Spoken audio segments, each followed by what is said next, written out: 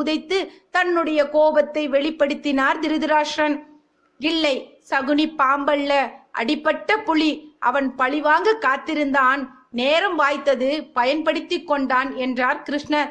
துரோகி, நல்லவன் போல் நடித்து ஏமாற்றி விட்டானே என்றார் திருதராஷ்டிரன். இங்கிருக்கும் எவரையும் விட சகுனி நல்லவன்தான்.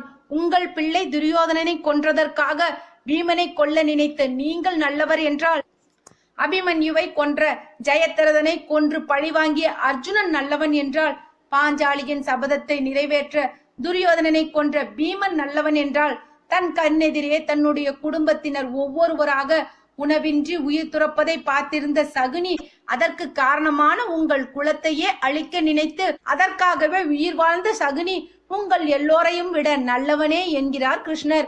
என்ன சொல்கிறாய் கண்ணா? எங்கள் குலத்தால் சகுனியின் குடும்பம் அழிந்ததா? இதை என்னால்